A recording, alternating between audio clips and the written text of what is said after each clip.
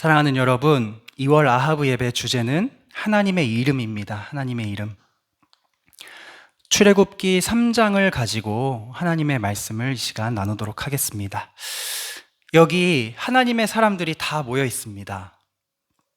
특히 어리고 젊은 아이들, 청년들도 많아서 너무너무 좋은데요. 여러분, 오늘 말씀을 통하여서 우리가 깨닫기 원하는 것은 우리는 지금 세상 속에 살고 있습니다. 세상 속에.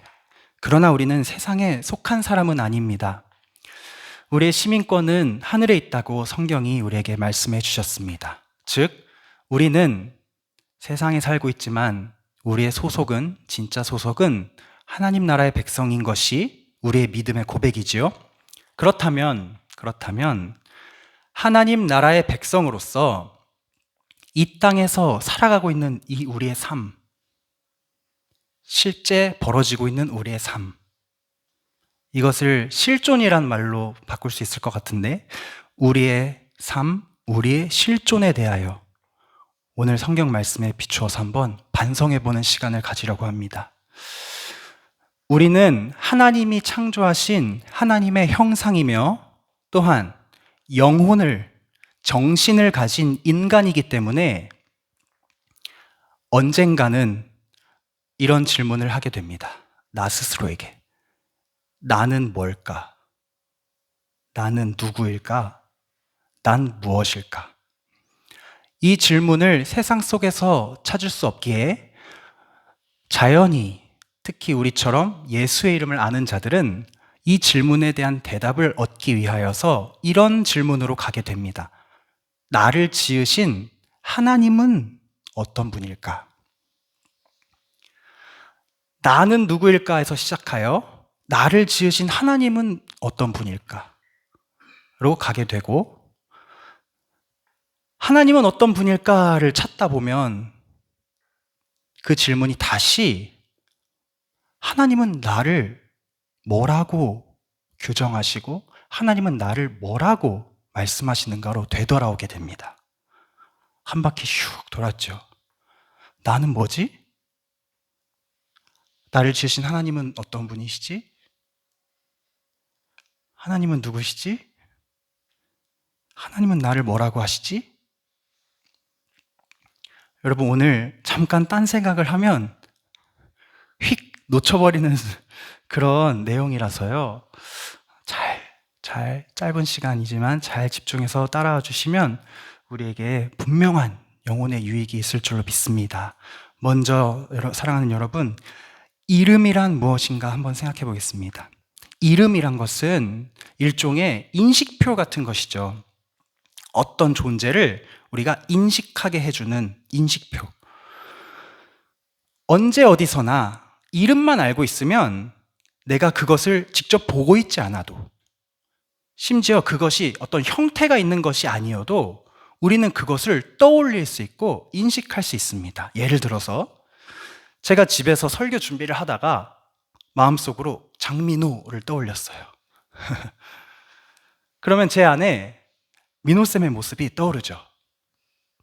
그리고 민호쌤이 제 정신에 남겨놓은 어떤 무형의 그 흔적들이 있잖아요. 그것들이 민호쌤의 모습에 쫙 대응이 되면서 장민호라는 하나의 상이 제 마음 안에 자리를 잡게 됩니다. 안경을 쓰고 베이스를 치는 모습, 나긋나긋한 목소리, 온화한 성품, 잘 못 듣는 습관, 함께한 즐거운 추억들, 또 금요기도에 나와서 열심히 기도하는 모습, 이런 장민호라는 어떤 상에, 그 이름에 대응하는 어떤 제 안에 있는 흔적들이 촥촥 달라붙어서 제 안에 장민호라는 상이 만들어져요. 내가 그를 만나고 있지 않음에도, 나 혼자 집에 있음에도 나는 장민호라는 이름을 통하여 그를 떠올릴 수 있습니다. 인식할 수 있습니다. 그리고 그와 관계를 맺을 수 있습니다. 이것이 바로 이름을 통하여 맺어지는 나와 타인의 관계입니다. 너무 쉽죠, 이거는. 다 우리 일상생활에 하고 있는 관계들이니까. 그런데 여러분, 오늘 우리가 주목할 것은요, 이것입니다. 모든 사람은 자기 자신이라는 관계 또한 갖고 있습니다. 자기 자신이라는 관계. 내가 이렇게 혼자 있지만 내 자신도 하나의 관계예요. 여러분, 자기 자신에게 말해본 적 있으시죠? 있으시죠? 성규야, 아까 왜 그랬어? 강성규 불쌍하다. 강성규 오늘 좀 애가 괜찮다. 내 스스로에게.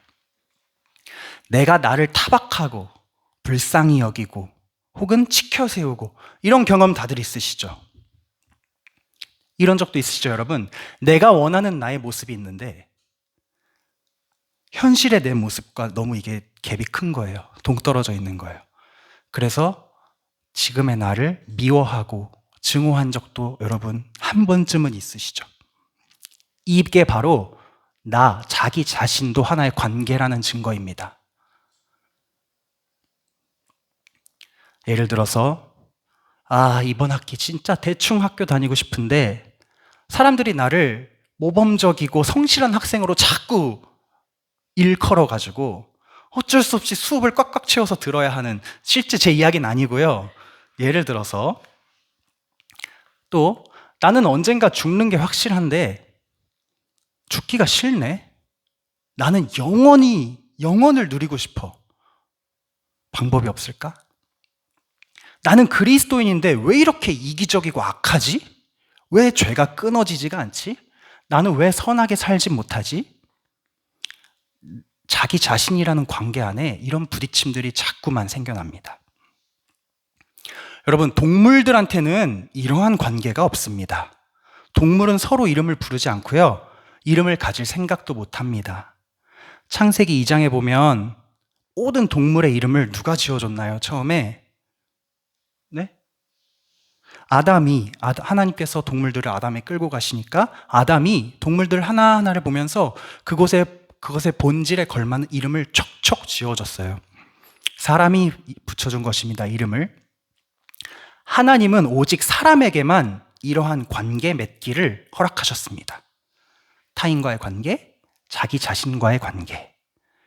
여기에 인간만의 다름이 있고 인간의 존엄성이 있고 여기에 인간만의 고민이 있고 자유와 책임이 발생하는 것입니다. 그런데 여러분, 문제가 있습니다.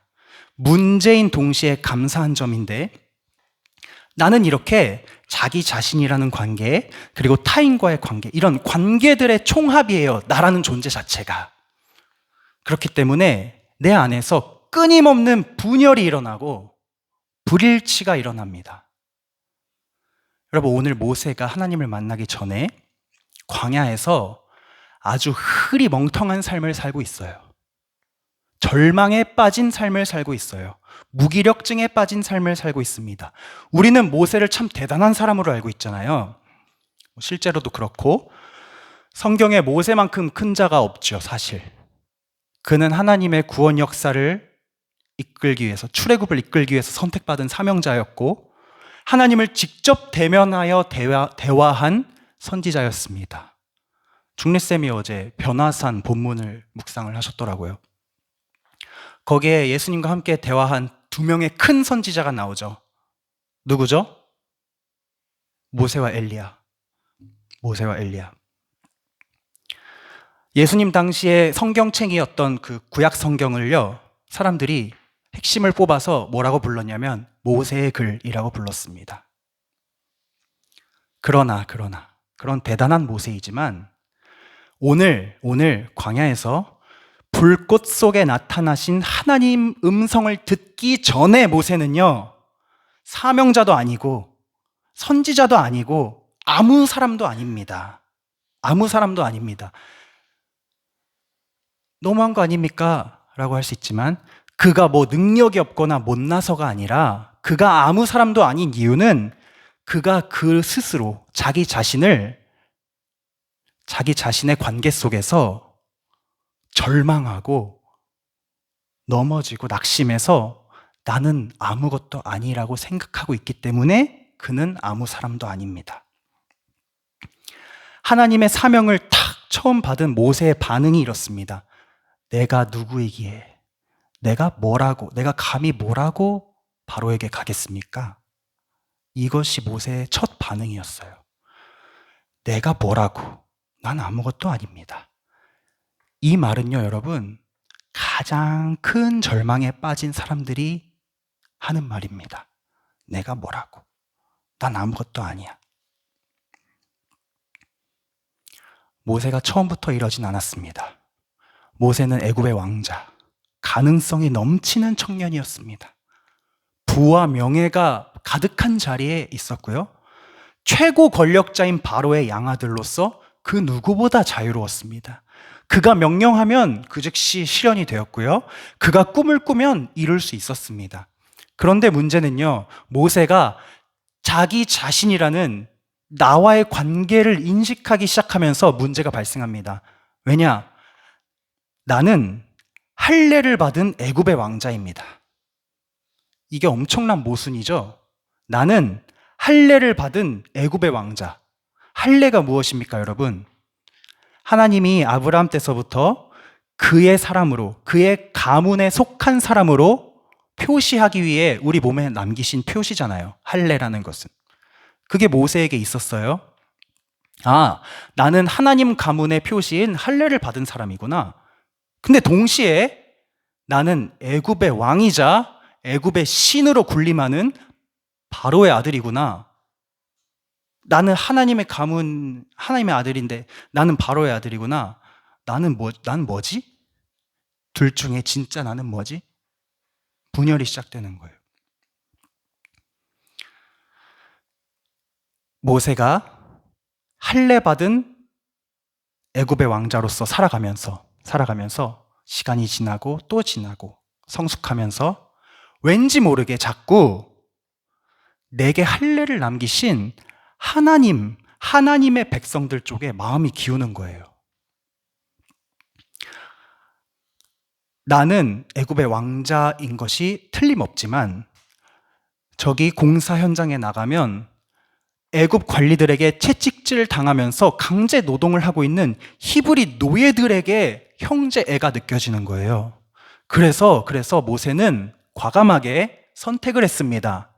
나는 애굽의 왕자이기보다 이스라엘 노예의 형제이길 선택했어요. 그래서 비록 충동적이었을진 몰라도 채찍질하는 애굽 관리를 때려 죽이고 모래에 묻고 이스라엘 백성을 구했습니다. 그것이 모세가 마음으로 내린 선택의 결과였습니다. 결과적으로 모세는 애굽에서 아주 의심스러운 죄인이 되었고요. 이스라엘에게도 아주 의심스러운 참견자가 되었고요. 결국 어느 쪽에도 속하지 못하고 외톨이가 되어서 광야로 도주하게 됩니다. 내가 원하는 나, 이스라엘을 구하고 싶은 나, 그러나 그들은 나를 반기지 않는구나. 자기 자신이라는 관계 안에서 분열과 불일치가 동시에 일어나면서 모세는 절망하게 됩니다. 운이 좋게 광야에서 미디안 제사장을 만나서 한 가족이 되었고 편안한 삶을 이어가게 되었습니다. 아내 십보라를 맞이하고 자녀를 낳았습니다. 행복했을까요?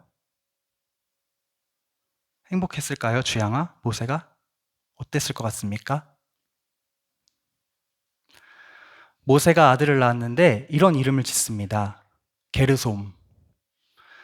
게르솜의 뜻은 나는 이방 땅의 나그네가 되었구나 라는 탄식입니다. 아들을 얻는 기쁨이라는 것은 사람이 느낄 수 있는 가장 큰 기쁨 중 하나일 텐데 모세는 아들을 낳고 탄식합니다. 나는 이방 땅의 나그네구나. 모세는 게르솜에게 할례를 행해야 할지 말지 헷갈렸던 것 같아요. 나는 할례를 받았는데 그럼 생각을 해보면 얘한테도 할례를 행하는 게 맞을 것 같은데 모세는 자기가 누군지 전혀 모르잖아요. 지금 헷갈리잖아요. 나는 누구며 이 애는 누구냐? 할례를 해야 되냐 말아야 되냐? 나의 소속은 어디냐? 애굽이냐? 이스라엘이냐? 미디안이냐? 이 애의 소속은 어디냐? 애굽이냐? 이스라엘이냐? 미디안이냐? 그래서 할례를 하지 않았던 것 같아요. 나중에 이것 때문에 하나님이 모세를 치시려고 오시죠. 가끔씩 애굽에서 이스라엘 백성들의 소식이 들려옵니다. 날이 갈수록 힘들어진다고, 고통이 심해진다고. 들을 때마다 마음이 불편합니다. 그러나 모세는 뭐 어떡해, 상황이 이렇게 돼버렸는데 내가 이제 뭘 할 수 있어. 그렇게 하루하루 양을 치면서 고민을 스톱하고 머리를 비우고 양 치면서 가족들 보살피면서 시간을 보내면 그럭저럭 행복하게 살아갈 수 있다는 것을 깨닫고 그렇게 40년을 살아갑니다. 사랑하는 여러분, 절망에 대해 지금 이야기를 하고 있는데 가끔 제가 아직 선교사도 아니고 그냥 학생일 뿐인데 동기들 중에서 혹은 학교에 있는 후배들이나 선배들 중에서 그냥 저한테 뭔가 신앙적인 진로적인 고민을 털어놓으려고 부르는 분들이 계셨어요. 진지한 고민을 이제 갖고 와서 상담을 요청하는 분들이 계셨습니다. 다 만났습니다. 만나서 고민을 말해보라고 하면요, 고민 말하려고 온 거잖아요. 그래서 고민 말씀하세요 라고 하면 하다가 아무 말도 못해요. 한참 동안 입을 못 대요. 하다가 결국에 별거 아닌 고민들 있잖아요. 별거 아닌 고민들. 내가 그 동아리를 계속 해야 될까 말아야 될까? 이런 거 꾸며낸 고민이죠. 그런 거 몇 개 얘기하고 아이고 바쁜데 시간 뺏어서 미안하다. 그러고 갑니다. 왜 그러나 생각을 해봤습니다. 분명히 심각한 고민이 있다고 해서 왔는데 난 진지하게 들어줄 마음이 있어서 쳐다보고 있는데 왜 그들은 거리다가 갔을까? 고민이 분명히 있는데 그것을 마주하려니까, 해결하려고 하니까 진짜 도움을 줄 것 같은 사람이 앞에 있으니까 시작하고 싶지 않은 거예요. 엄두가 나지 않는 것입니다. 그래서 고민을 말하기를 포기하고 고민하기를 멈추고 마음에도 없는 고민을 꾸며내서 말하고 그냥 대충 그 자리를 덮고 진정한 자기 자신이 될 용기 하나도 불타오르게 하지 못하고 그 자리를 떠난 것입니다. 사랑하는 여러분, 혹시 여러분 가운데 내가 생각하는 나, 내가 원하는 나, 내가 바라보는 나와 내가 너무나도 불일치하여서 자기 자신이라는 관계 속에 너무나도 내가 절망적이어서 지금 낙심하고 있는 분 계시다면 오늘 하나님이 그분의 이름을 여러분에게 말씀하심으로 해결해 주실 것이고요. 하나 더 걱정되는 것은 혹시 여러분 중에 내가 지금 아무런 걱정이 없고 아무런 염려도 없고 내 인생 매우 행복하고 평안하고 만족스럽다라고 생각하는 분이 계시다면 그것은 그것대로 또 하나의 절망입니다. 왜냐하면요, 믿음으로 살아가는 사람은, 하나님 편에 속한 사람은 하나님이 살아계심을 알고 하나님이 나를 창조하심을 믿고 살아가는 자기 자신이기를 선택한 사람은 반드시 내게 주어진 하나님의 놀라운 자유 안에서 뭔가 불안함을 느끼게 되어 있습니다. 좋은 불안함. 그런데 진정 아무런 걱정이 없는 자기 자신이기를 포기한 사람, 세상의 즐거움에 그냥 아이고 좋아 하는 사람, 이대로면 괜찮아.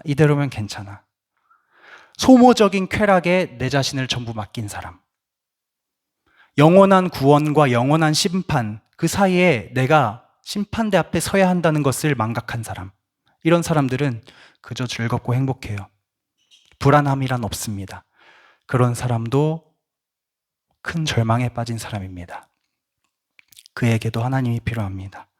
모세로 다시 돌아와서 꿈이 있던 젊은 시절 뼈아픈 실수로 인해서 실패자가 되었고 그때부터 줄곧 절망에 빠져 있는 무기력한 꺼져버린 불꽃 같은 모세에게 하나님이 다가오십니다.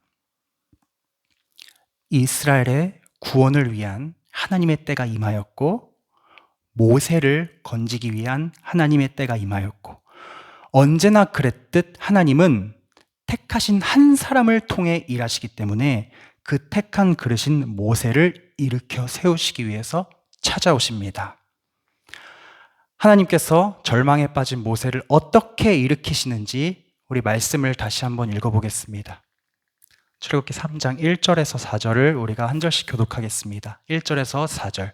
모세가 그의 장인 미디안 제사장 이드로의 양떼를 치더니 그 떼를 광야 서쪽으로 인도하여 하나님의 산 호렙에 이르매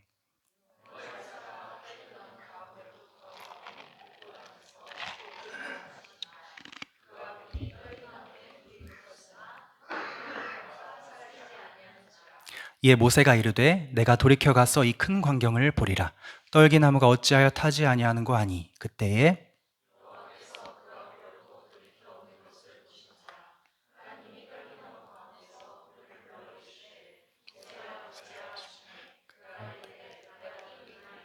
아멘. 하나님께서는 어떻게 나타나셨냐면 활활 타오르고 있지만 그 속에 있는 것을 태워서 소멸시키지 않는, 즉 영원한 불꽃으로 신비한 불꽃으로 모세 앞에 나타나셨습니다. 그리고 꺼진 불꽃으로 살아가고 있는 자기 자신이기를 포기한 모세에게 하나님께서 이렇게 말씀하십니다. 모세야, 모세야. 나는 내 조상의 하나님이니 아브라함의 하나님, 이삭의 하나님, 야곱의 하나님이니라. 모세야, 모세야. 나는 아브라함의 하나님, 이삭의 하나님, 야곱의 하나님이니라. 하나님이 먼저 모세의 이름을 불러주십니다. 그리고 몇 사람의 이름을 더 말씀하심으로 모세의 고민하던 소속의 문제를 명확히 하십니다. 너는 하나님의 가문 안에 있는 하나님의 사람이다. 모세야, 너의 이름을 내가 알고 있고, 모세야, 아브라함 때부터 내가 너를 이 자리에서 만나기 위해서 계획하였다. 아브라함, 이삭, 야곱은 누구입니까, 여러분? 이 사람들의 공통점. 하나님이 이름을 직접 지어주신 사람들입니다. 창세기 17장 5절. 이제 후로는 내 이름을 아브람이라 하지 아니하고 아브라함이라 하리니 이는 내가 너를 여러 민족의 아버지가 되게 함이니라. 창세기 17장 19절. 하나님이 이르시되 아니라 내 아내 사라가 내게 아들을 낳으리니 너는 그 이름을 이삭이라 하라. 내가 그와 내 언약을 세우리니 그의 후손에게 영원한 언약이 되리라. 창세기 32장 27절 28절. 그 사람이 그에게 이르되 내 이름이 무엇이냐? 그가 이르되 야곱이니이다. 그가 이르되 내 이름을 다시는 야곱이라 부를 것이 아니요 이스라엘이라 부를 것이니 이는 내가 하나님과 및 사람들과 겨루어 이겼음이니라. 너는 나의 가문에 있는 사람이고 너는 내가 이름을 붙여준 너의 믿음의 조상들의 자녀이고 내가 너를 창조하였고 내가 너를 언제나 어디서나 살피고 있었고 내가 너의 고통을 분명히 보았고 너의 부르짖음을 들었고 너의 근심을 알고 있다. 때가 됐으니 내가 너를 구원하리라. 내가 예비한 아름답고 광대한 땅으로 너를 인도할 것이다. 성전에 누워있는 아이에게 하나님이 어떻게 나타나셨습니까? 사무엘아, 사무엘아. 광야로 도망간 여종에게 하나님이 어떻게 나타나셨습니까? 하갈아, 내가 어디로 와서 어디로 가느냐. 나무 위에 올라가서 자기를 보겠다고 애쓰고 있는 세리에게 주님이 어떻게 말씀하셨습니까? 삭개오야, 어서 내려오거라. 교회를 핍박하는 젊은이에게 주님이 빛으로 나타나셔서 어떻게 말씀하셨습니까? 사울아, 사울아, 왜 나를 박해하느냐? 하나님이 우리에게 찾아와서 우리의 이름을 불러주심은 은혜 중에 은혜입니다. 이름을 불러주심은 하나님이 나를 아시고 또 내가 하나님을 알기 원하신다는 뜻이기 때문입니다. 관계를 시작하시기 원한다는 뜻이기 때문입니다. 제가 아까 이 이름을 인식표라고 했죠. 하나님께서 우리가 하나님을 인식할 수 있도록 우리 안에 자신의 상을 새겨 놓으셨어요. 자신의 상을. 그것을 내 안에 하나님의 상이 있음을 하나님이 일깨우심으로 우리는 하나님께서 시작하신 그 관계 속에 진정한 자기 자신으로 살게 됩니다. 관계의 주인이신 하나님이 내 모든 관계를 정상화시키시기 때문에 모세는 이 은혜가 너무너무 좋았습니다. 그래서 훗날 이스라엘 백성들을 위해서 하나님이 그의 말씀을 돌판에 새겨주셨을 때 모세가 그 돌판을 받고 내려와서 백성들에게 들려준 첫 이야기가 이것이었습니다. 하나님의 백성들아, 창조주 하나님께서 모든 천지 만물을 창조하시고 또 너희를 지으셨다. 그런데 하나님이 너희를 창조하실 때 그분의 형상을 따라 창조하셨다. 너희 안에 하나님의 형상이 있다. 너희는 종이 아니야. 너희는 바로의 노예가 아니야. 너희는 하나님의 형상이야. 평생 바로의 종으로만 살아왔던 히브리 노예들에게 이 말씀은 커다란 충격이었고 위로였고 비로소 자기 자신이 되는 출발점이었습니다. 하나님이 나를 아심으로 내가 되는 것입니다. 하나님께서 우리에게 제사장 나라, 거룩한 백성, 이런 거창한 사명을 주시는 것이 내가 무슨 부담이 아니라 기쁨이 되는 것입니다. 자기 자신으로서 하나님이 주신 생명으로서 하나님의 일들을 내가 할 수 있구나.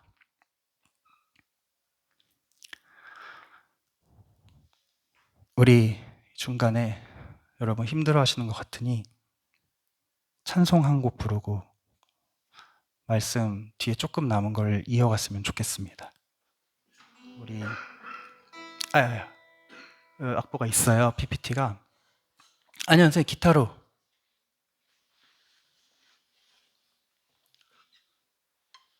우리 내 이름 아시죠? 함께 찬양하실 텐데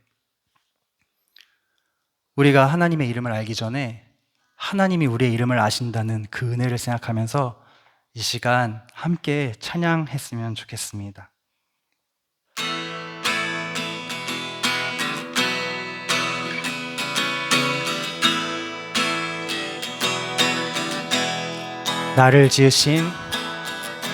나를 지으신 주님, 내 안에 계셔. 처음부터 내 삶은 그의 손에 있었죠. 내 이름 아시죠? 내 이름 아시죠? 내 모든 생각도 내 흐르는 눈물 그가 닦아주셨죠. 그는 내 아버지, 그는 내 아버지, 난 그의 소유. 내가 어딜 가든지 날 떠나지 않죠. 내 이름 아시죠? 내 이름 아시죠? 내 모든 생각도 내 아바라 부를 때 그가 들으. 우리 한 번 더 고백합시다. 내 이름 아시죠? 내 이름 아시죠? 내 모든 생각도 아바라 부를 때 그가 들으시죠. 아멘. 우리의 이름을 하나님이 아시는 줄로 믿습니다. 안 하던 행동을 하니까 기타가 끊어져 버렸어요.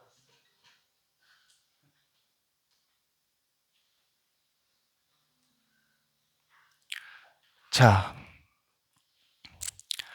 그래서 여러분, 내가 감히 뭐라고 그런 사명을 감당합니까? 라고 말했던 그 모세의 절망은요, 이제 끝날 것입니다. 이제 끝날 것입니다.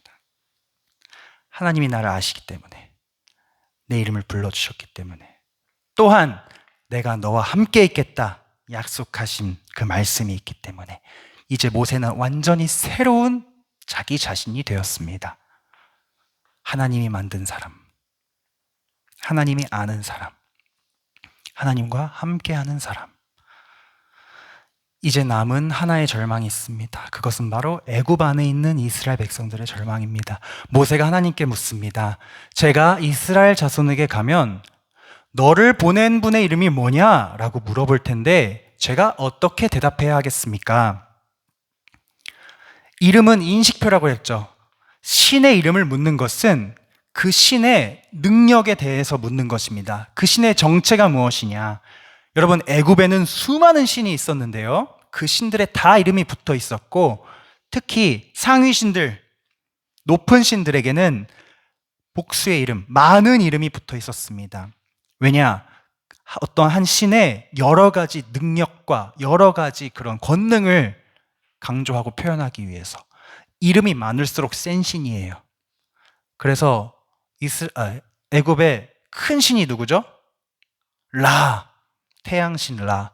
라는 이름이 10개가 넘습니다. 낮의 이름이 있고 밤의 이름이 있고 또 아침의 이름이 있고 여러 가지가 있습니다. 그런데 그 상위 신들의 이름이요, 여러분, 애굽 후기에 가면 모두 한 곳으로 연결됩니다. 어디로 연결될까요? 상위 신들의 이름이 한 곳으로 연결돼요. 바로 파라오, 애굽의 왕. 그가 최고의 신입니다. 애굽에는 권능 있는 신이 많았고 그 신들의 현현이 바로였습니다. 모세가 이렇게 묻는 것입니다. 저 바로에게서 백성들을 꺼내오려면 애굽 신들의 현현인 저 바로를 꺾어야 합니다. 당신의 이름은 무엇입니까? 하나님이 모세에게 이르시되 나는 스스로 있는 자이니라. 또 이르시되 너는 이스라엘 자손에게 이같이 이르기를 스스로 있는 자가 나를 너희에게 보내셨다 하라. 나는 스스로 있는 자이니라로 번역된 에흐예 아쉘 에흐예는 여러분 사실 직역을 하면요, 이름이 아닙니다. 문장이 아니에요. 오히려 하나님은 이름을 말씀하시지 않으셨습니다. 스스로 있는 자라는 말은 좀 많이 의역한 번역이고요. 하나님은 이렇게 말씀하셨습니다. 나는 나야. 나는 나다. 제가 태린이에게 예를 들어서, 태린이 우리 모르는 사이예요. 학생 이름이 뭐예요? 했는데 태린이가 저는 전데요? 이러면 제가 뭐라고 할까요? 이 자식이 까분다고 하겠죠. 이름을 물어봤는데 나는 나다라고 대답하셨습니다. 이름이 없으시기 때문에. 하나님이 이름이 없으시다는 것은 하나님이 능력이 없다는 것이 아니라 하나님의 능력을 담을 이름이 없다는 것입니다. 하나님의 무한한 자유와 권능으로 친히 애굽의 10가지 큰 우상들을 부수시는 것이 10가지 재앙이죠. 하나님이 자기 백성을 꺼내 오시기 위해서 하나님의 크신 능력을 애굽에 내리셨죠. 그 일을 예고하시는 이름이 바로 나는 이름 따윈 없어. 나는 나야. 라는 에흐예 아쉘 에흐예라는 이름입니다. 그리고 하나님이 하나를 덧붙이십니다. 나의 이름을 묻느냐? 내 이름 안에는 오직 나의 사람들의 이름만 있을 뿐이다.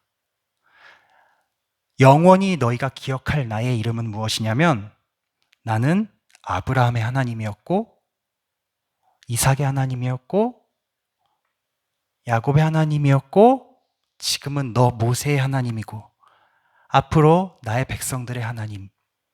내 이름 안에는 나의 이름이 있지 않고 너희의 이름이 있단다.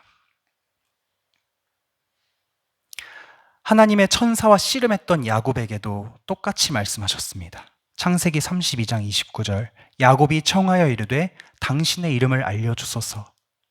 그 사람 이르되 어찌하여 내 이름을 묻느냐 하고 거기서 야곱에게 축복한지라. 왜 나의 이름을 묻느냐? 나는 이름이 없다.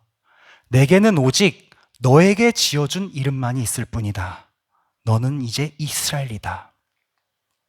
여러분, 하나님이 나를 한 번만 만나주시면, 그분의 뜻을 한 번만 알려주시면, 내 힘으로는 아무것도 할 수 없으니까 나를 찾아오셔서 내가 어떻게 살아가야 할지 한 번만 알려주시면 좋겠는데, 그럼 다 내 인생의 모든 게 해결될 것 같은데, 내가 하나님의 나라와 영광을 위해 열심히 살 수 있을 것 같은데, 하나님 어떻게 만나야 합니까? 하나님 어디 계십니까? 하나님 어디 계십니까? 우리가 하나님을 인식하는 문제, 이것을 오늘 출애굽기 말씀이 뒤집습니다. 우리가 하나님을 인식하는 문제를 뒤집어서 하나님이 우리에게 오셨다. 하나님이 너를 찾으신다.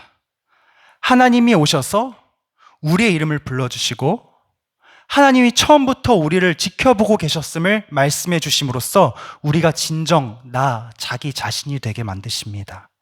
하나님을 인식하는 자리로 나아가게 만드십니다. 우리는 오직 하나님이 우리에게 오셨기 때문에 하나님을 인식하게 됩니다. 우리가 하나님과 어떤 관계를 시작한 것이 아니라 하나님이 이미 실행하신 시작 속에 우리의 눈과 귀와 마음을 열어서 그가 함께 계셨음을 계시하십니다.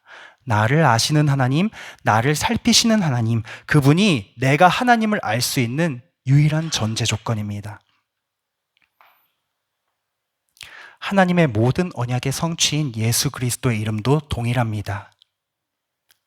보라, 처녀가 잉태하여 아들을 낳을 것이요 그의 이름은 임마누엘이라 하리라 하셨으니 이를 번역한즉 하나님이 우리와 함께 계시다 함이라. 그리스도의 이름, 하나님이 우리와 함께 계신다. 사랑하는 여러분, 마무리하고자 합니다. 우리는 이 세상에 사는 하나님의 백성으로서 갖가지 절망에 빠져 살아갑니다. 타인과의 관계 속에서 상처받고 오해받고 나 자신과의 관계에서 상처받고 내가 소망하는 나의 모습과 현실의 내가 너무 달라서 절망하고 무한함과 유한함 사이에서 영원함과 시간의 메인 존재인 우리 사이에서 거룩함과 죄 사이에서 믿음과 불신앙 사이에서 우리 끊임없이 흔들리고 절망합니다.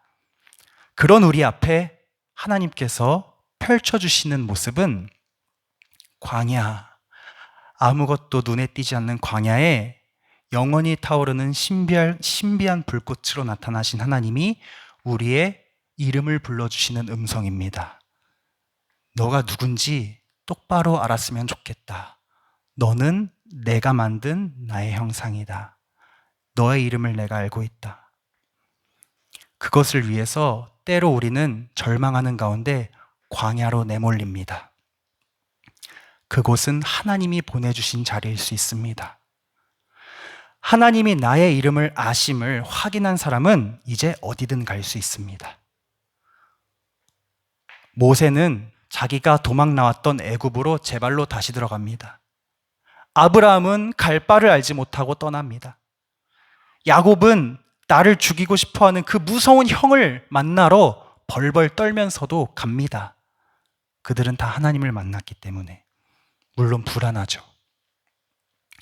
하나님 뜻대로 살기로 작정하면 불안합니다. 그러나 이런 불안은 절망보다 훨씬 좋은 것입니다. 불안한 것은 내가 하나님 안에서 자유하기 때문에 오는 감정입니다. 너무나 열린 길이 많기 때문에 불안한 거예요. 나로선 할 수 없는 일을 온전히 맡아주신 그분께 나를 맡겼기 때문에 기대와 소망과 흥분으로 떨고 있는 것이 믿는 자의 불안함입니다. 그래서 하나님을 사랑했던 한 실존주의 철학자 키에르케고르가 이렇게 말했습니다. 멋있는 말을 남겼습니다. 불안함은 자유한 사람이 느끼는 현기증이다. 여러분, 이 말을 잘 곱씹어 보세요. 오늘 집에 가서. 불안함은 자유한 사람이 느끼는 현기증이다. 좋은 것이란 뜻이죠. 나는 나다. 이름이 없지만 우리의 이름을 가지고 자기의 이름을 소개하시는 사랑의 하나님이 지금 우리와 함께 계십니다. 이스라엘, 여러분의 이름에 하나님의 이름이 새겨져 있고, 임마누엘, 주님의 이름에 우리의 이름이 박혀 있습니다. 절망을 딛고 일어나서 믿음의 도전을 하시기 바랍니다. 자기 자신으로서 살아가시기 바랍니다. 하나님께 내 삶을 온전히 맡기고 살아보시기 바랍니다. 영원한 것을 따라서 위에서 부르신 부름의 상을 위해 달려가시기 바랍니다. 내 영혼아, 내가 어찌하여 낙심하며 어찌하여 내 속에서 불안해하는가? 너는 하나님께 소망을 두라. 그가 나타나 도우심으로 말미암아 내가 여전히 찬송하리로다. 기도하겠습니다. 사랑의 하나님, 오늘 하나님의 이름, 그 안에 나의 이름이 있음을 확인했습니다. 하나님은 이름 안에 갇힐 수 없는 분. 하나님은 자기를 소개하실 때 나의 이름을 사용하십니다. 나는 너의 하나님이다. 너의 조상의 하나님이다. 너의 자녀들의 하나님이다. 그분이 나의 하나님임을 이 시간 믿고 기도할 때에 하나님 우리에게 우리의 이름을 불러주시는 음성 듣게 하시고 영원히 하나님께서 우리를 지키고 보호하신다는 그 약속을 우리가 이 시간 확신하는 은혜를